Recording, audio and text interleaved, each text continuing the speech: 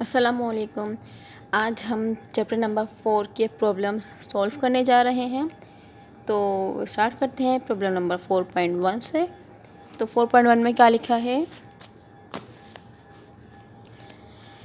Determine the acceleration of A car of mass 900 kg when a net force of 2700 Newton act on it. क्या कहा गया है इसमें कि हमें जो है एक्सेलरेशन फाइंड करना है। Determine the acceleration of a car, एक गाड़ी है, हमें क्या करना है, गाड़ी का एक्सेलरेशन फाइंड करना है, जबकि उसका मास कितना है, उसका मास है 900 kg और उसकी जो नेट फोर्स है जो उसके ऊपर एक्ट हो रही है या लग रही है वो कितनी फोर्स है, वो है 2700।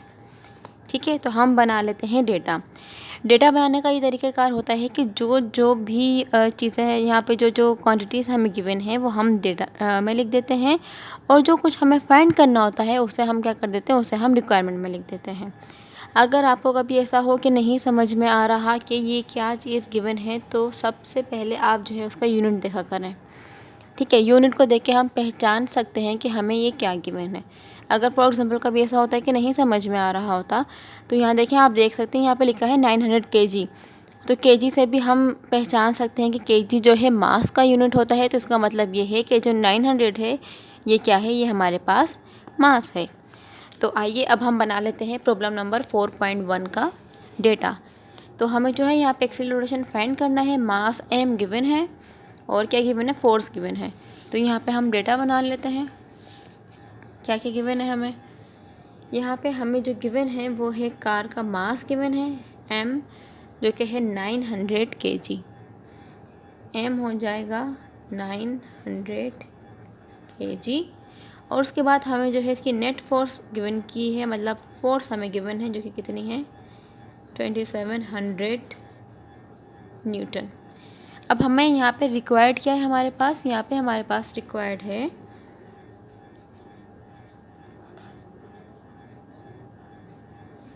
रिक्वायर्ड की हमने हेडिंग डाली। रिक्वायर्ड हमारे पास यहाँ पे क्या है, हमें जो है यहाँ पे एक्सेलरेशन जो है मतलब ए हमें यहाँ पे फाइंड करना है। तो हम क्या करेंगे, हमने डेटा की हेडिंग डाली, देन जो कुछ भी हमें गिवन था वो हमने लिख लिया, फिर रिक्वायर्ड की हेडिंग डालने के बाद जो हमें फाइंड करना था हमने वो लिख लिया। अब हम लिखेंगे सॉल्यूशन।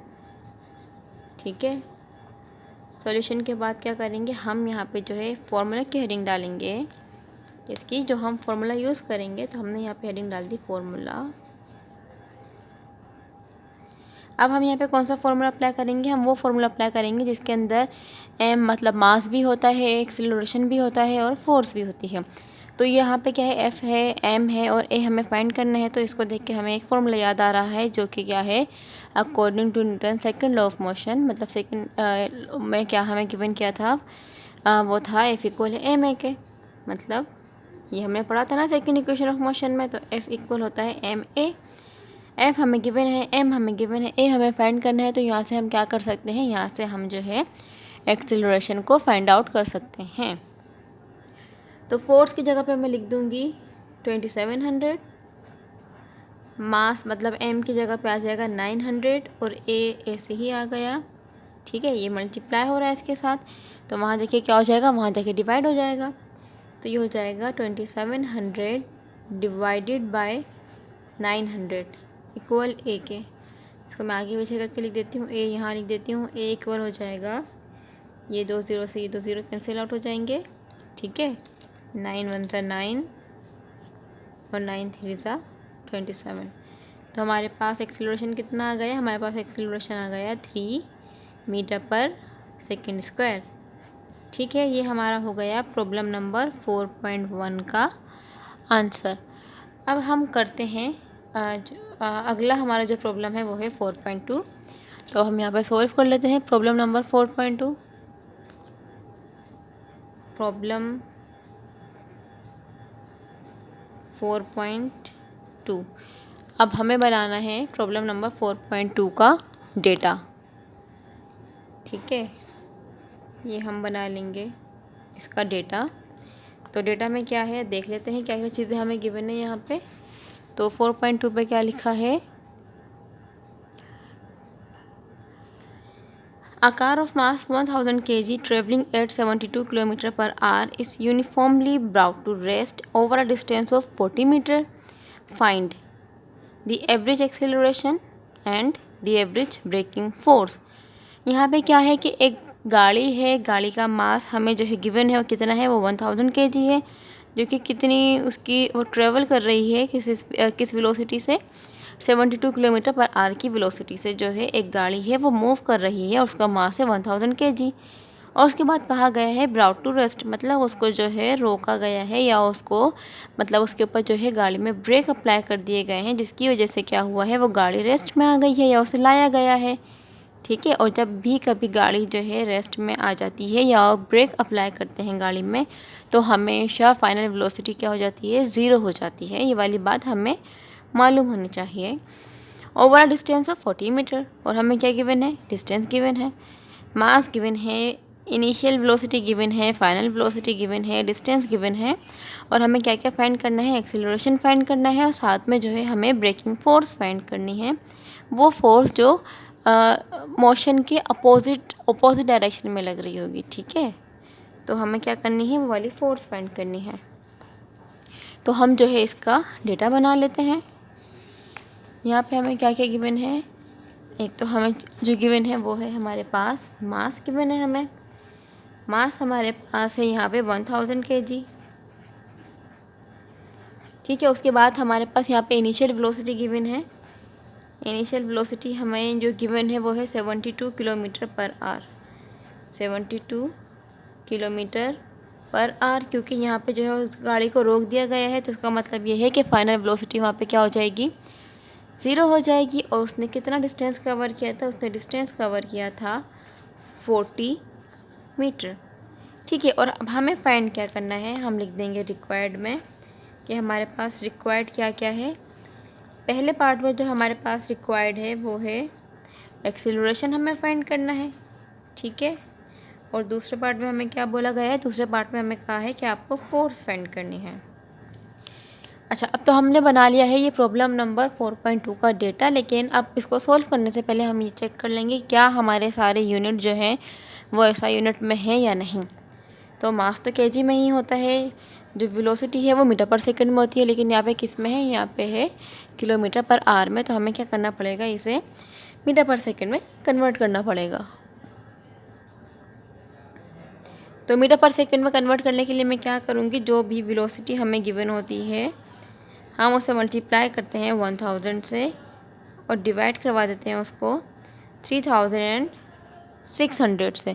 तो जब मैं इसको मल्टीप्लाई और डिवाइड करवाऊँगी तो मेरे पास आंसर आएगा 20 मीटर पर सेकंड।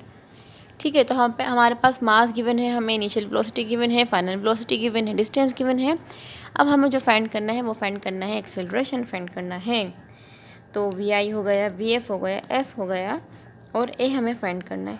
तो हम एक्सेलरेशन कहाँ से फाइंड करेंगे, हम इसे फाइंड करेंगे इक्वेशंस ऑफ मोशन से। देखें, हम जो है इसमें हमें एक्सेलरेशन फाइंड करना है। तो अगर मैं फ़र्स्ट इक्वेशन की बात करूँ तो फर्स्ट इक्वेशन जो होती है वो हमारे पास है VF इक्वल है VI प्लस A। ठीक है, VF हमारे पास गिवन है, VI भी हमारे पास है, A हमें फाइंड करना है। T टाइम आता है, टाइम यहाँ नहीं है, तो इसका मतलब ये है कि हम फर्स्ट इक्वेशन ऑफ मोशन नहीं लगा सकते। अब देख लेते हैं second equation of motion. Second equation of motion में डिस्टेंस S है हमारे पास, S इक्वल होता है VIT plus half AT square. VI भी है। अब यहाँ भी क्या आ गया, यहाँ पे भी टाइम आ गया और टाइम यहाँ पे हमारे पास नहीं है। तो इसका मतलब ये हुआ कि हम ना ही तो first equation of motion apply कर सकते हैं, ना ही सेकंड इक्वेशन ऑफ मोशन को अप्लाई कर सकते हैं। अब हम थर्ड इक्वेशन को चेक कर लेते हैं। तो थर्ड इक्वेशन ऑफ मोशन क्या है, 2AS इक्वल है VF square minus VI square. ठीक है, A हमें फाइंड करना है, S हमें गिवन है, VF भी पता है, VI भी पता है। इसका मतलब ये हुआ कि हम जो है थर्ड इक्वेशन ऑफ मोशन के ज़रिए यहाँ से एक्सेलरेशन को फाइंड आउट कर सकते हैं। तो ठीक है, चलते हैं फिर हम इसकी सॉल्यूशन की तरफ। ठीक है, मैं यहाँ यहीं पे लिख देती हूँ सॉल्यूशन।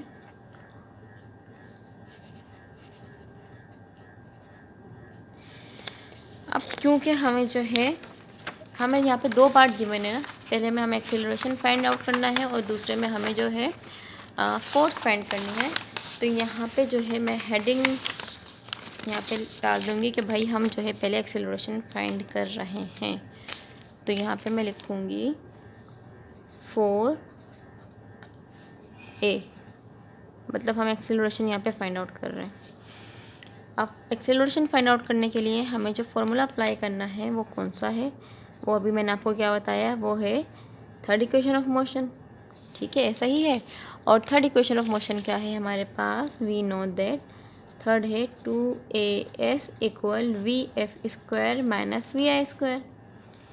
ठीक है, 2ac ही आया, a हमें फाइंड करना है, जो हमारे पास s मतलब डिस्टेंस है यहाँ पे वो है 40 मीटर है, और जो फाइनल वेलोसिटी है वो हमारे पास 0 थी, क्योंकि गाड़ी को आगे जाके क्या कर दिया गया है, रोक दिया गया है।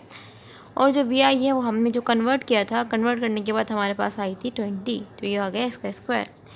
जब भी 2 और 40 से मल्टीप्लाई होगा तो आंसर आएगा 80a इक्वल 0 का स्क्वायर 0 ही होता है, ये माइनस का साइन तो यहाँ ऐसे ही लगाया। 200 का स्क्वायर क्या हो जाएगा, सॉरी 20 का स्क्वायर क्या हो जाएगा, 400। सही। अब हम क्या करेंगे कि हमें क्योंकि a फाइंड करना था, a के साथ 80 मल्टीप्लाई हो रहा है, वहाँ जाके क्या हो जाएगा, वहाँ जाके डिवाइड हो जाएगा, तो हम इसको डिवाइड कर देते हैं। a यहाँ पे ऐसे ही रहा, माइनस का 400 ऊपर, डिवाइड में आ गए हमारे पास 80। अब यहाँ पे क्या हो रहा है, इस 0 से 0 जो है कैंसिल आउट हो जाएगा, 8 1 ज़ा 8, 8 5 ज़ा 40, तो a जो है हमारे पास आ गया माइनस का 5 मीटर पर सेकेंड स्क्वायर। ठीक है, यहाँ पे माइनस का साइन क्यों आया, क्योंकि ये जो एक्सेलरेशन है ये कौन सा एक्सेलरेशन है, अब ये डी एक्सेलरेशन या फिर नेगेटिव एक्सेलरेशन या फिर रिटार्डेशन है। और इसका मतलब ये होता है कि जब भी कोई ऑब्जेक्ट या कोई भी बॉडी वगैरह मूव कर रही है तो उसकी वेलोसिटी क्या हो, अगर कम होती रहे तो अब जो उसके अंदर एक्सेलरेशन प्रोड्यूस होगा वो कहलाता है नेगेटिव एक्सेलरेशन। अब आप देख सकते हैं यहाँ पे क्या बात हुई थी इसमें, कि जो एक गाड़ी है वो मूव कर रही थी, मतलब ट्रेवल कर रही थी 72 किलोमीटर पर आवर की स्पीड से, वेलोसिटी से, और फिर क्या किया गया, उसे रोक दिया गया। अब जाहिर सी बात है, जब हम उसको रोक देंगे तो उसकी जो वेलोसिटी है वो कम होगी, जब हम ब्रेक अप्लाई करेंगे तो वेलोसिटी क्या हो जाएगी, कम हो जाएगी। तो अब जो एक्सेलरेशन प्रोड्यूस हुआ वो कौन सा हुआ, नेगेटिव एक्सेलरेशन। इसी वजह से हमारे पास जो यहाँ पे एक्सेलरेशन आया है वो किस में आया है, माइनस में आया है, मतलब नेगेटिव में आया है। चलें, अभी तो हमने एक पार्ट अपना फाइंड कर लिया, अब हम जो है अपना सेकंड उसका जो पार्ट है वो फाइंड कर लेते हैं, जिसके अंदर हमें ब्रेकिंग फोर्स फाइंड करने के लिए दी थी। तो मैं यहाँ पे हेडिंग लिख दूँगी 4F, मतलब हम यहाँ पे क्या कर रहे हैं, हमने ए पार्ट सॉल्व किया था, हम उसका बी पार्ट सॉल्व कर रहे हैं 4F, मतलब हमें फोर्स फाइंड करनी है। और ये तो हमें पता है फोर्स का फॉर्मूला, जो कि हमने सेकेंड इक्वेशन ऑफ मोशन में पढ़ा था, न्यूटन का जो सेकेंड लॉ था ना, सेकेंड लॉ ऑफ मोशन, वो क्या था, वो था F इक्वल होता है ma की। फोर्स हमें फाइंड करनी है, मास हमें गिवन है कितना 1000 kg था, और एक्सेलरेशन अभी अभी हमने फाइंड किया है जो कि है 5। जब इस 1000 को मैं 5 से मल्टीप्लाई करवाऊँगी तो आंसर आएगा मेरा माइनस का 5000 न्यूटन। और यही है हमारा इक्वेशन, यही है हमारा प्रॉब्लम नंबर 2 का आंसर। क्योंकि ये जो है ब्रेकिंग फोर्स थी, मतलब उसको जो हमने ब्रेक अप्लाई किया था, जो फोर्स हमें लगाई होगी हमने, ये वो फोर्स है, तो उस वजह से क्या आया है, यहाँ पे नेगेटिव साइन आया है। चलें, अब हम चलते हैं प्रॉब्लम नंबर 3 की तरफ। तो प्रॉब्लम नंबर 3 जो है हम यहाँ पे सॉल्व कर लेते हैं। मैं यहाँ पे लिख देती हूँ प्रॉब्लम नंबर 3, और जो है हम इसका फिर डेटा बना लेते हैं प्रॉब्लम 3 का। तो मैं यहाँ पे हेडिंग डाल देती हूँ डेटा।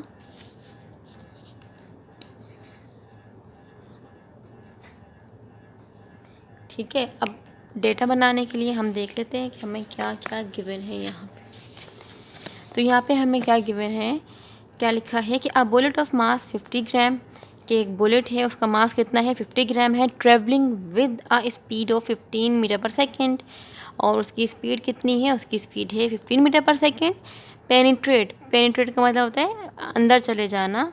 ठीक है, उसके अंदर चला गया, किसके अंदर चला गया, into a bag of sand का एक बैग था, उसके अंदर क्या हुआ कि 50 ग्राम की जो बुलेट है ना, वो 15 मीटर पर सेकेंड की स्पीड से उस बैग में जो है पेनिट्रेट हो गई है, and is uniformly brought to rest in 0.05 second. और क्या हुआ, 0.05 सेकेंड के बाद जो है वो जो बुलेट थी वो क्या हो गई, ब्रॉट टू रेस्ट, मतलब क्या हो गई, वो रुक गई। सही। अब आगे क्या लिखा है कि हाउ फार, ये फोर लिखा है, फोर नहीं होगा, ये फार होगा, ठीक है। How far the bullet will penetrate into the bag of sand, मतलब कितनी दूर तक वो जो है बुलेट है वो सैंड में जो है पेनिट्रेट हुई होगी। एक तो हमें ये फाइंड करना है कि कितनी दूर तक, मतलब कितना उसका जो डिस्टेंस है हमें वो फाइंड करना है। और साथ में यहाँ लिखा है the average force exerted by this sand, और उस सैंड के ज़रिए जो फोर्स एक्सर्ट हुई होगी हमें वो फोर्स फाइंड करनी है। तो जो है हम इसका बना लेते हैं डेटा। अच्छा, हम यहाँ पे एक बात देखें, यहाँ पे जो इसका पहले पार्ट में यहाँ पे हमें इन्होंने डिस्टेंस फाइंड करने के लिए दिया है, दूसरे में जो है फोर्स फाइंड करने के लिए दिया। अगर हम यहाँ पे आंसर देखें तो आंसर में इन्होंने क्या दिया है कि यहाँ पे यूनिट को देख के पहचाने, तो यहाँ पे जो है ये इन्होंने एक्सेलरेशन होगा यकीनन, क्योंकि मीटर पर सेकेंड स्क्वायर जो है एक्सेलरेशन होता है, और न्यूटन तो फोर्स है। इसका मतलब है कि बी पार्ट तो ठीक है, लेकिन जो ए पार्ट है उन्होंने हमसे पूछा डिस्टेंस है, लेकिन यहाँ पे आंसर जो है एक्सेलरेशन का दिया है। तो ये यहाँ पे क्या गड़बड़ी हुई है वो हम जो है इस प्रॉब्लम को सॉल्व करने के दौरान देखेंगे कि ये आखिर ये क्या चीज़ है। चले हम चलते हैं अपने जो है 4.3 के डेटा की तरफ। तो हमारे पास जो चीज़ें गिवन है वो मैं यहाँ डेटा में लिख दूँगी, और ये बात मैं आपको बता चुकी हूँ कि अगर आपको समझ में ना आया करे, कभी भी ऐसा हो कि नहीं समझ में आ रहा है कि हमारे पास क्या क्या गिवन है, तो हम क्या करेंगे कि जो उसका यूनिट है उसको देख के पहचान लेंगे, ठीक है। तो हमारे पास एक तो मास गिवन था, यहाँ पे बुलेट का कितना मास हमारे पास गिवन था 50 ग्राम, या 50 ग्राम की एक बुलेट है, सही। और क्या कर रही है वो, मूव को मतलब वो ट्रेवल कर रही है कितनी वेलोसिटी से, 15 मीटर पर सेकंड के, मतलब ये इसकी हो गई इनिशियल वेलोसिटी कितनी 15 मीटर पर सेकंड। और आगे लिखा है penetrate into a bag of sand and is uniformly brought to rest, और उसे क्या हो गया फिर वो यूनिफॉर्मली ब्राउट टू रेस्ट, मतलब वो सुकून में आ गई, हालत सुकून में आ गई, मतलब रेस्ट में आ गई। तो इसका मतलब ये होगा कि जो फाइनल वेलोसिटी है वो हो गई 0 इन 0.05 सेकेंड, मतलब टाइम हमें गिवन कर दिया है कितना 0.05 सेकेंड। ओके, अब इन्होंने जो हमें फाइंड करने के लिए दिया है, मतलब जो हमें रिक्वायर्ड है वो क्या क्या है वो देख लेते हैं। हमने लिखा रिक्वायर्ड में हमें इन्होंने कहा है हाउ फार अवे, मतलब पहला हमें जो है डिस्टेंस फाइंड करना है, और बी में क्या लिखा है, बी में कहा है the average force exerted by this hand, मतलब हमें फोर्स फाइंड करनी है। तो अब हम कर लेते हैं इसका सॉल्यूशन। अब देखें, हमें डिस्टेंस फाइंड करना है, और डिस्टेंस फाइंड करने के लिए हम इक्वेशंस ऑफ मोशन अप्लाई करेंगे, और इक्वेशंस ऑफ मोशन में जो है डिस्टेंस दो ही इक्वेशन में है, या तो सेकंड इक्वेशन ऑफ मोशन में या तो थर्ड इक्वेशन ऑफ मोशन में, क्योंकि फर्स्ट में तो डिस्टेंस नहीं है। तो मैं यहाँ पे आपको इक्वेशंस ऑफ मोशन लिख के दिखा देती हूँ दोबारा से, ताकि आपको समझ में आ जाए मैं कहना क्या चाह रही हूँ। तो जो पहली हमारे पास इक्वेशन है वो है VF equal VI plus AT। Second equation जो है हमारे पास वो है S इक्वल है VIT plus half AT square. और जो थर्ड इक्वेशन है हमारे पास वो है 2AS equal VF square minus का VI स्क्वायर, सही। अब देखें हमें क्या करना है, हमें डिस्टेंस फाइंड करना है। तो डिस्टेंस तो फर्स्ट में नहीं है, इसका मतलब हम पहली इक्वेशन नहीं लगा सकते, सेकंड में भी डिस्टेंस है और थर्ड में भी है। तो हम दोनों में से जो हमारे पास चीज़ें जो ये सब गिवन होगा हम वही वाला फॉर्मूला अप्लाई करेंगे। तो हम पहले सेकंड को देख लेते हैं। देखें, डिस्टेंस हमें फाइंड करना है, ठीक है भाई। इनिशियल वेलोसिटी हमारे पास गिवन हैगी, टाइम भी है, हाँ हमें पता है। एक्सेलरेशन हमें नहीं मालूम, तो इसका मतलब ये होगा कि हम जो है सेकंड इक्वेशन ऑफ मोशन नहीं अप्लाई कर सकते। अब हम आ जाते हैं थर्ड इक्वेशन पे। तो थर्ड इक्वेशन में जो है ए आ गया, फिर हमारे पास ए नहीं है। तो इसका मतलब ये हुआ कि अगर हमें जो है डिस्टेंस फाइंड करना है, चाहे वो सेकंड इक्वेशन ऑफ मोशन से हो या वो थर्ड इक्वेशन ऑफ मोशन से, उससे सबसे पहले हमें क्या करना पड़ेगा, हमारे पास एक्सेलरेशन होना चाहिए। अगर हमारे पास एक्सेलरेशन आ जाएगा तो हम इजीली जो है यहाँ से डिस्टेंस को फाइंड कर सकते हैं। तो इसका मतलब ये है कि हमें पहले ख़ुद से एक्सेलरेशन को फाइंड करना पड़ेगा। तो मैं क्या करूँगी, फर्स्ट इक्वेशन ऑफ मोशन के ज़रिए जो है यहाँ से एक्सेलरेशन को फाइंड कर लूँगी। तो मैं यहाँ पे हेडिंग डाल देती हूँ 4A, मतलब मैं यहाँ पे जो है एक्सेलरेशन फाइंड कर रही हूँ। क्यों? क्योंकि मुझे डिस्टेंस फाइंड करने के लिए एक्सेलरेशन पता होना चाहिए। तो जो है मैं फ़र्स्ट इक्वेशन ऑफ मोशन के ज़रिए यहाँ से एक्सेलरेशन फाइंड कर लूँगी।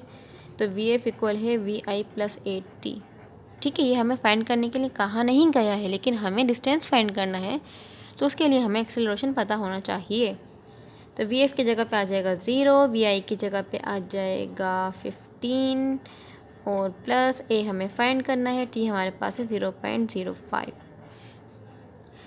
तो ये क्या करना है हमें, जो है ये ए फाइंड करना है ना, तो यहाँ पे ये प्लस का 15 है, वहाँ देखिए क्या हो जाएगा माइनस का 15 हो जाएगा। ये हो गया माइनस का 15 और यहाँ पे रह गया 0.05 ए। ठीक है, मैंने आगे पीछे कर दिया, इससे कोई फ़र्क नहीं पड़ता, क्योंकि अब हमें ए फाइंड करना था तो 0.05 इसके साथ मल्टीप्लाई हो रहा है, वहाँ जाके क्या हो जाएगा, वहाँ जाके डिवाइड हो जाएगा। तो इसको मैं डिवाइड कर देती हूँ, तो ये क्या हो जाएगा माइनस का 15 डिवाइडेड बाय 0.05 और इक्वल हो जाएगा ए के। तो हम इसको डिवाइड कर देते हैं। ठीक है, क्या है 15 डिवाइडेड बाय 0.05 इक्वल आ जाएगा 300। सही, तो मैं यहाँ लिख दूँगी ए इक्वल है माइनस का 300 मीटर पर सेकेंड स्क्वायर।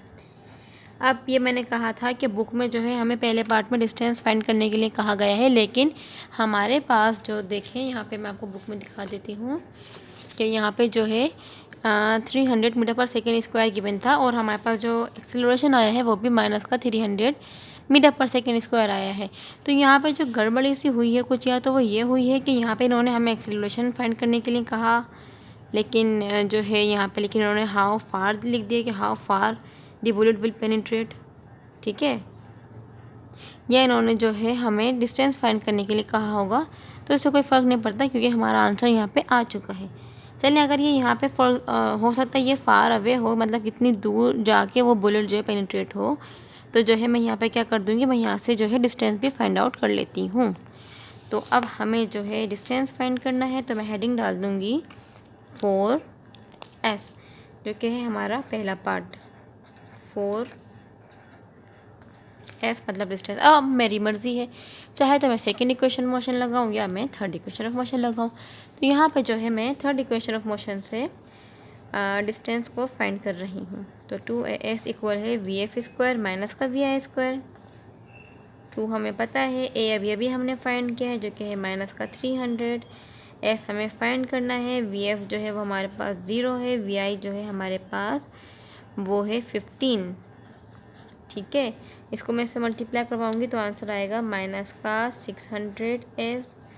0 का स्क्वायर 0 ही होता है, 15 का स्क्वायर हम ले लेते हैं। 15 का स्क्वायर क्या होता है 225 होता है। तो यहाँ पे आ गया माइनस का 2, 2 एंड 5। हमें क्या फाइंड करना है, डिस्टेंस फाइंड करना है। यहाँ इसके साथ जो है ये मल्टीप्लाई में है, वहाँ देखिए क्या हो जाएगा डिवाइड में हो जाएगा। तो एस इक्वल हो जाएगा माइनस का 225 डिवाइडेड बाय माइनस का 600। सही, तो अब क्या होगा, इस माइनस के साइन से माइनस का साइन कैंसिल आउट हो जाएगा। अब हम क्या कर लेते हैं, 225 को डिवाइड कर लेते हैं 600 से, तो हमारे पास जो आंसर आएगा वो आया है 0.375। तो डिस्टेंस हमारे पास कितना आ गया, डिस्टेंस आ गया हमारे पास 0.375 मीटर। मतलब जो वो बुलेट है वो उस बैग में जाके कितनी दूर तक पेनिट्रेट हुई है, वो हुई है 0.375 मीटर तक। वो जो बुलेट है वो उस बैग में जो है जाके पेनिट्रेट हो गई है। ये हमने जो है पहला पार्ट फाइंड कर लिया है। अब हमें जो है क्या करना है, अब हमें सेकंड पार्ट फाइंड करना है जो कि है फोर्स। और फोर्स का फॉर्मूला हमें पता है, इक्वल होता है F = ma के।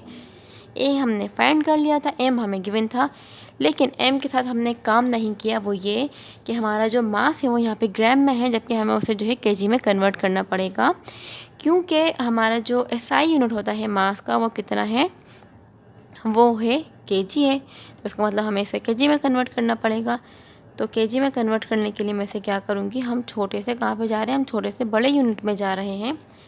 तो मैं इसे क्या करूँगी, छोटे से बड़े में जाने के लिए डिवाइड करते हैं, मैं इसको 1000 से डिवाइड करवा दूँगी। तो आंसर क्या आएगा, मेरा आंसर आएगा 50 डिवाइडेड बाय 1000 इक्वल आएगा 0.05 kg। तो यहाँ पे आ जाएगा 0.05 kg। सही है, तो अब हम जो मास की जगह पे क्या रखेंगे, अब हम रखेंगे 0.05 kg। तो मैं क्या करूँगी, अब मैं यहाँ पे लिखूँगी 4f, मतलब अब हमें फोर्स फाइंड करनी है ना, और ये हमारा बी पार्ट है। तो हम यहाँ पे लिख देंगे बी, और यहाँ मैं लिखूँगी 4f। फोर्स का जो फॉर्मूला है हमारे पास वो है F equal M A. Force अभी जो है हमें फाइंड करनी है, मास हमने अभी कन्वर्ट किया था क्योंकि कितना आया था 0.05 आया था, तो m की जगह आ जाएगा 0.05 और a भी जो है हमने अभी अभी फाइंड किया था जो कि था माइनस का 300। तो मैं क्या करूँगी, जब इस 300 को 0.05 से मल्टीप्लाई करवाऊँगी तो आंसर आ गया है कितना 15। तो फोर्स हमारे पास कितनी आ गई, जो हमारे पास ब्रेकिंग फोर्स आनी चाहिए थी तो वो कितनी आ गई है, वो आ गई है 15 न्यूटन। और यही है हमारा प्रॉब्लम नंबर 4.3 का आंसर। अब हम चलते हैं प्रॉब्लम नंबर 4 की तरफ। तो मैं यहाँ लिख देती हूँ प्रॉब्लम नंबर 4। अब हम बना लेते हैं प्रॉब्लम नंबर 4 का डेटा। ठीक है, तो अब प्रॉब्लम नंबर 4 क्या है वो देख लेते हैं। तो प्रॉब्लम नंबर 4 हमारे पास है, A force of 120 newton act on a stationary body for 4 second. कि भाई एक फोर्स है, कितनी फोर्स है, 120 न्यूटन की फोर्स है जो कि स्टेशनरी बॉडी पर लगाई जा रही है। स्टेशनरी का मतलब होता है रुकी हुई बॉडी पर जो है 120 न्यूटन की फोर्स लगाई जा रही है। कब तक लगाई गई, 4 सेकेंड तक। And the body occurs a velocity of 36 metre per second. जाहिर सी बात है, जब कोई रुकी हुई ऑब्जेक्ट हो, कोई रेस्ट में हो, जब हम उसके ऊपर जो है फोर्स अप्लाई करेंगे तो क्या होगी, वो ऑब्जेक्ट जो है चलना शुरू हो जाएगा या आगे मूव करना शुरू कर देगा। ठीक है, तो उसने क्या किया कि जब हमने उसके ऊपर फोर्स अप्लाई की है तो उसकी जो वेलोसिटी हो गई है उस ऑब्जेक्ट की, वो कितनी हो गई है, वो हो गई है 36 मीटर पर सेकेंड। आगे वो हमें कह रहे हैं calculate the mass of the body. हमें क्या करना है, उस बॉडी का हमें मास फाइंड आउट करना है। तो हमारे पास यहाँ पे जो है फोर्स गिवन है, हमारे पास टाइम गिवन है, स्टेशनरी थी, तो इसका मतलब ये होगा, स्टेशनरी का मतलब होता है रुकी हुई। तो रुकी हुई अगर कोई बॉडी है तो उसका मतलब ये होगा कि उसकी जो इनिशियल वेलोसिटी है वो क्या होगी, वो ज़ीरो होगी। और उन्होंने कहा कि अब जो उसकी वेलोसिटी हो गई है वो 36 मीटर पर सेकेंड हो गई है, तो उसका मतलब ये है कि ये जो है फाइनल वेलोसिटी है। हमें जो है मास फाइंड करना है। अब हम इसका बना लेते हैं डेटा। तो क्या क्या गिवन है हमारे पास फोर्स गिवन है 120 न्यूटन। उसके बाद क्योंकि स्टेशनरी बॉडी थी तो इसका मतलब ये होगा, स्टेशनरी बॉडी का मतलब ये होगा कि यहाँ पे जो वी आई है मतलब इनिशियल वेलोसिटी है वो कितनी है, वो ज़ीरो है। उसके बाद यहाँ पे टाइम उन्होंने कहा था टी हमारे पास है 4 सेकेंड। और आगे है कि कितनी वेलोसिटी उसने हासिल कर ली है, कितनी वेलोसिटी हो गई है, वो उसकी हो गई है 36 मीटर पर सेकेंड, जो कि उसकी है फाइनल वेलोसिटी। और उन्होंने कहा था कि भाई आपको जो है calculate the mass of the body, हमें क्या करना है, हमें उसका मास फाइंड करना है रिक्वायर्ड। तो मैं यहाँ पे लिख देती हूँ हमें मास फाइंड करना है। अब देखें मास हम कहाँ से फाइंड कर सकते हैं, हमने जो ये सेकेंड लॉ ऑफ मोशन का फॉर्मूला अप्लाई किया था, F इक्वल है ma।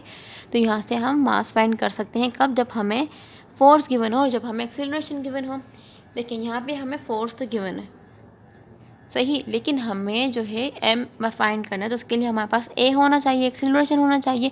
लेकिन यहाँ पे हमारे पास एक्सेलरेशन तो नहीं है, तो फिर हम किस तरीके से यहाँ पे मास फाइंड कर सकते हैं।